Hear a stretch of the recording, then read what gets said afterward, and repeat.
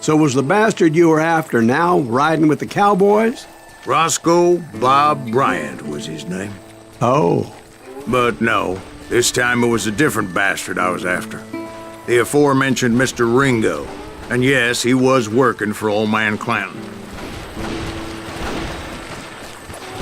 I came upon them robbing a stagecoach, which wasn't surprising, being they were such murderous thieves and bastards. The bandits wore red scarves, so I knew they worked for the old man. Over there! I did my best to help those poor passengers.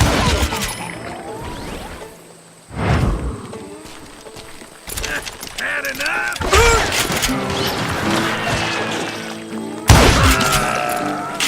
Moments later, the attackers were dead, and I checked the stagecoach to see how many passengers were still breathing. None. It was then I wondered if the rocks weren't hiding more bandits. Was that all of them? Or did I just hit the rear guard? I quickly got my answer. They attacked from on high like Apaches often did.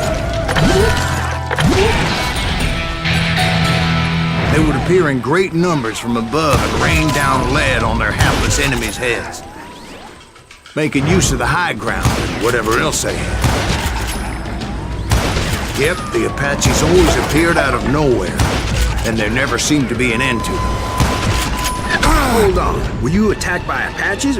What happened to the cowboys? Did I say they were Apaches? I said Clanton's cowboys attacked me Apache style. I was in a pitched battle, but I was holding my own against an overwhelming enemy force.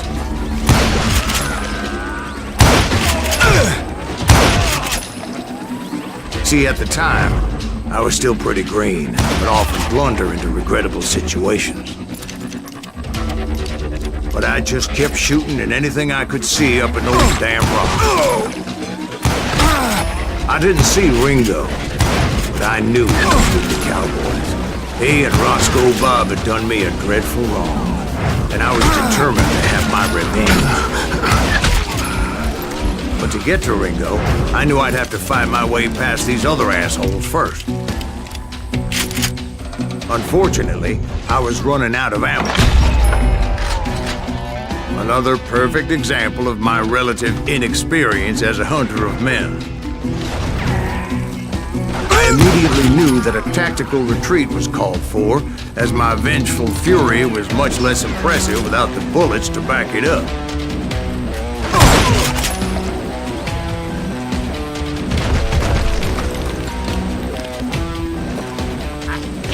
Finally, they managed to corner. Trapped as I was, the odds of my survival seemed pretty slim.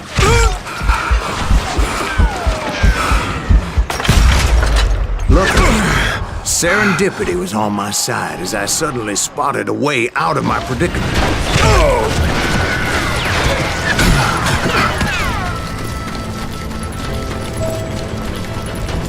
I ran ahead as if the devil himself was after me. Bullets were whizzing by my ears, but I wasn't about to roll over and die. I just kept running like there was no tomorrow. Because there wouldn't be if Clanton and his men caught up with me. As I was scurrying around those caves, I thought, what was I thinking? Going up against a gang like this? I just kept running, not knowing where the hell I was going. No one would ever find you!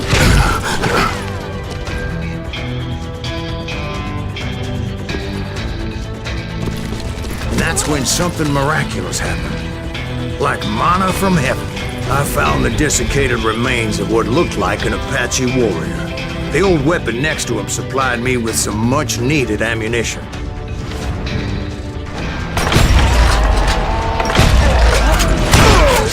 Bat Masterson once told me it was more important to be lucky than good, and he would know.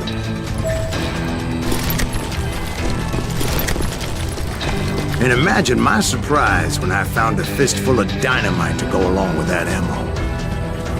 That stroke of good fortune evened the odds and bolstered my confidence. It was time to turn the tables. Time for the prey to become the predator. Time for the hunted to become the hunted. time. All right, Jesus, we get it. They were right where you wanted them. That's right, Jack. I was done running. And the old man's boys were not expecting that. No, sir. I came at them like a wildcat. My fury knew no bounds.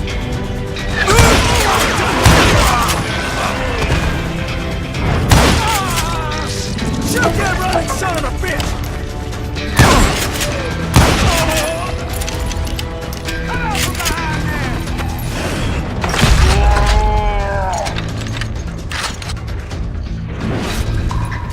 It was finally time for that old man to pay for his sins.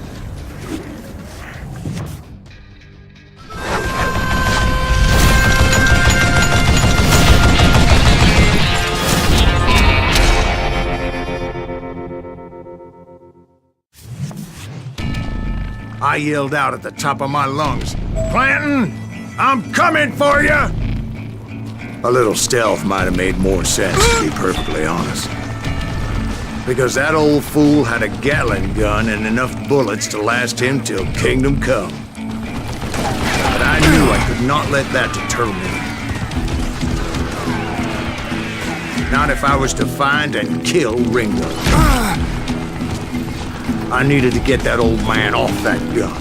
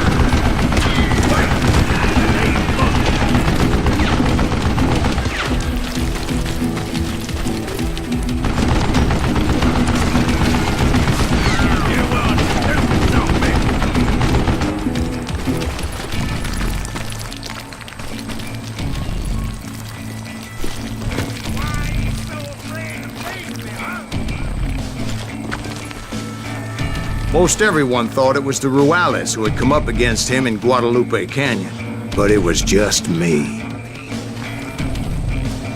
Try me instead, you coward! I don't know how you live this long. Do I gotta reload again? Would you just die?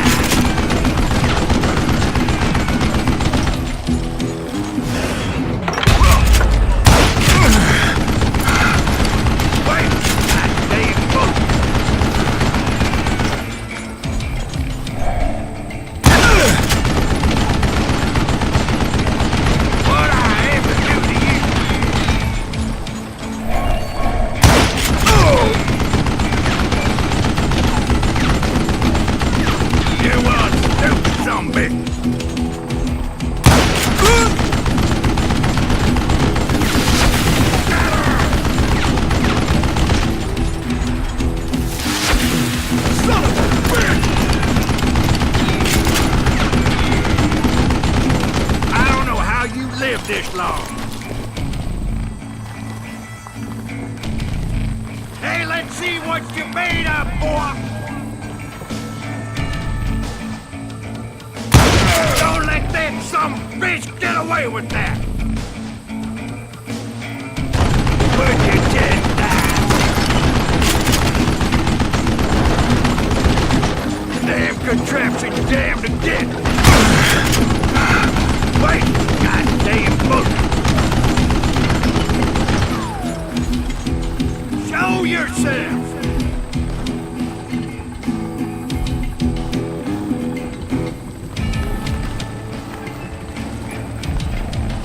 What I ever do to you? Oh, gotta reload!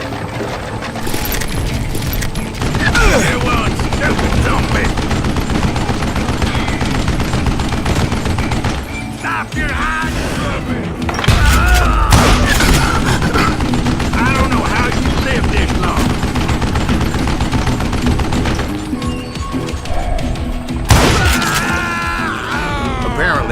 cowboys made it out of there alive, and told Ike and Billy Clanton that it wasn't a Mexican who took their father's life that day. They just assumed it was one of the Earps, and that little misunderstanding eventually led to that legendary gunfight at the OK Corral.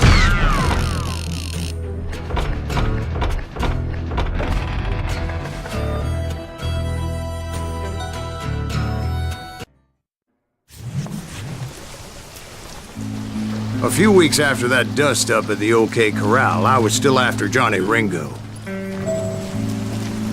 I had tracked him and the cowboys to their hideout at a sawmill, and they were loaded for bear.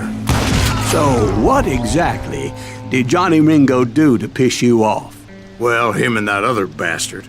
Roscoe Bob Bryant? Yep. They both deserve to die, and I promise I'll tell you why.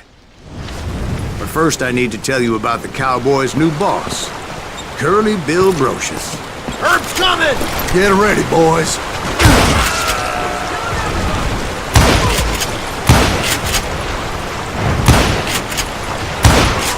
Curly Bill took charge of the Cowboys upon the old man's demise. After that gunfight at the OK Corral, the Clantons wanted revenge.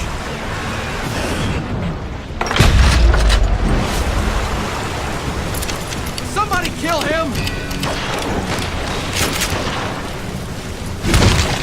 So they murdered Morgan Earp and grievously wounded his older brother, Virgil. That ain't Herb!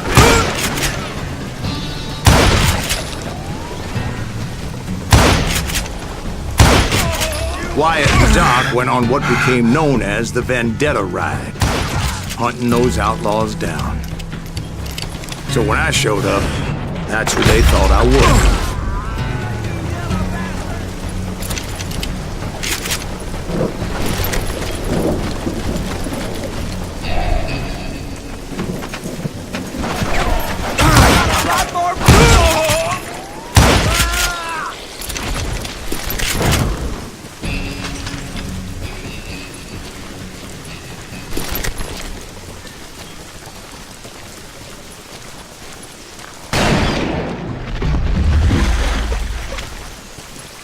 There were killers around every corner, all wearing red bandanas. That's how the cowboys identified each other, and I was beginning to wish I had one myself. But I wasn't about to let Ringo walk away unscathed, and that's what drove me forward. They say that Ringo was infernally fast. I hardly saw anyone faster, boy. Certainly not Wyatt Earp. That man was all hat and no cap. Earp wasn't much of a match for him, but Doc Holliday might have taken him. That Lunger should have kept his nose out of it. They never charged anyone for the murder of Morgan Earp. But everybody knew that Curly shot him in the back. That was common knowledge. Yeah, maybe so. But Ringo had nothing to do with it. He was just being loyal to a friend. Excuse me, sir. I have a question. What's that, Dwight? After old man Clanton died, why didn't his son take over the Cowboys? Because Ike Clanton was dumber than a box of rocks and a yellow belly to boot. Now, where was I? Taking down the entire cowboy gang single-handed. Indeed I was, Jack.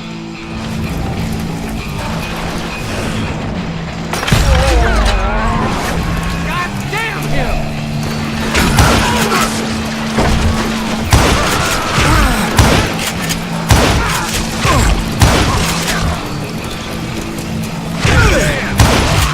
Though it wasn't easy, as those boys had good cover.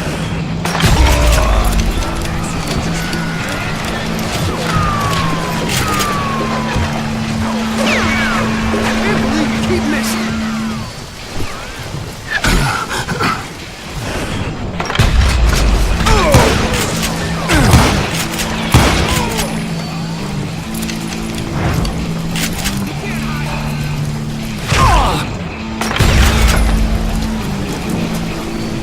Kill 'em all!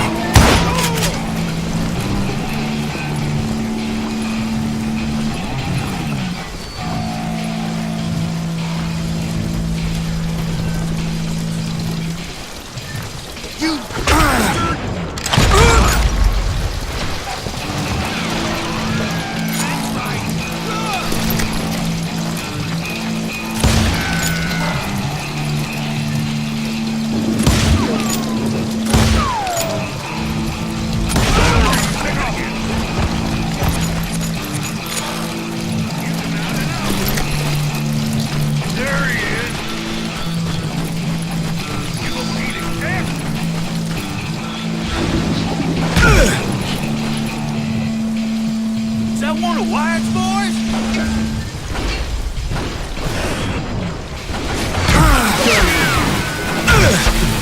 Look out! There were carts everywhere, piles of lumber, and God knows what else for people to hide behind. That really was one hell of a sawmill. Quite an impressive operation.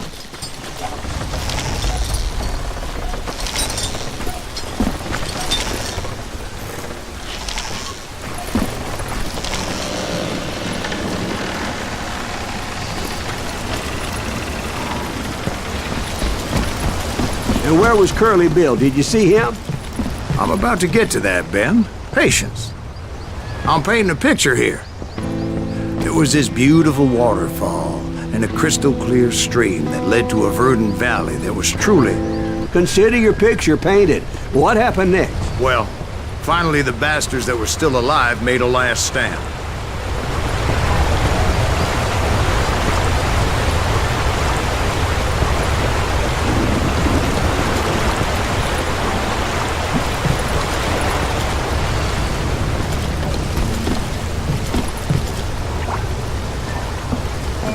Curly Bill, Johnny Ringo, and his compadres took off into the lumber yard, and I followed after.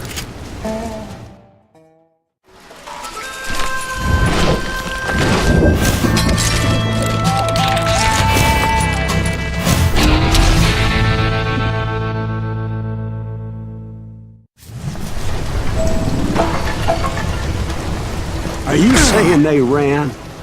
Cowardice was not in Ringo nor Curly Bill's nature. No, sir. I never said they were running scared. They just wanted me out in the open.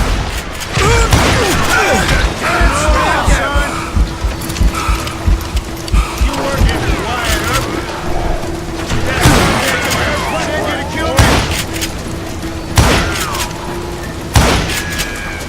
Now come out wherever you are.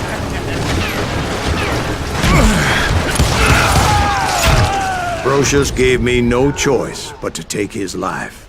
But Ringo was nowhere to be found.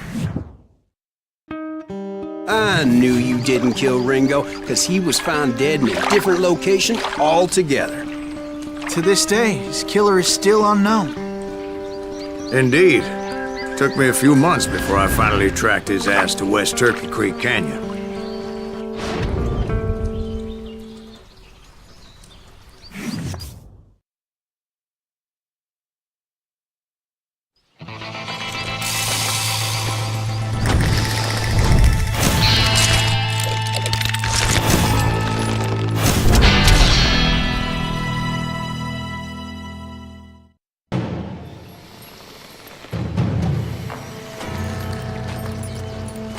That's incredible, sir. I always thought that Doc Holliday was the one that killed him.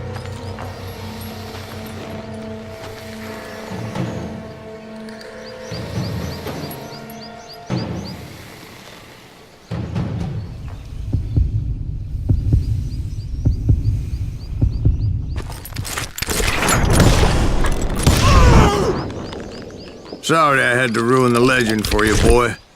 But the legend ain't always true. Doc Holliday had nothing to do with the death of Johnny Ringo.